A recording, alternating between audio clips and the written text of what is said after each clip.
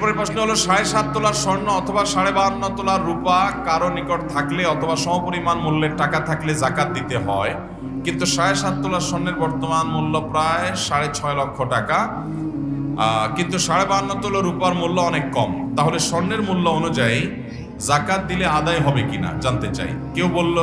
কেউ বলেন 50,000 টাকা অথবা সমপরিমাণ অলংকার থাকলে জাকাত দিতে হবে। সঠিক উত্তর জানতে চাই। দেখুন, স্বর্ণ অথবা রূপা এই দুইটার নেসাবের কোনটা, স্বর্ণ হলে 7.5 তোলা অর্থাৎ 85 গ্রাম, আর রূপা হলে 52.5 তোলা অর্থাৎ 595 গ্রাম। এই পরিমাণ স্বর্ণ অথবা রূপা যে কোনো একটার মালিক হলে তার উপরে জাকাত ফরজ। এখন আমাদের যদি নাকি টাকা হয়, এই টাকাটা স্বর্ণেও কনভার্ট হতে পারে, রূপায় কনভার্ট হতে পারে। এই জন্য সর্বনিম্নটা টাচ করলে জাকাত এসে যাবে।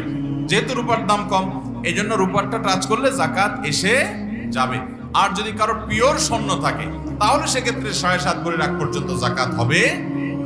কিন্তু স্বর্ণ কিছু আছে, টাকা কিছু আছে, তাহলে দুইটার মূল্য যোগ করে রূপারটা টাচ করলে জাকাত হয়ে যাবে। শুধু স্বর্ণ থাকলে শুধু তখন 7.5 ভরির আগে জাকাত আসবে না। এই বিষয়ে ওলামা ইকরামের তেমন কোনো মত পার্থক্য আছে বলে আমার জানা নাই, যদিও এটা আমাদের অনেকের বুঝে নাও আসতে পারে, কিন্তু মাসআলা এটাই এবং চূড়ান্ত সিদ্ধান্ত এটাই।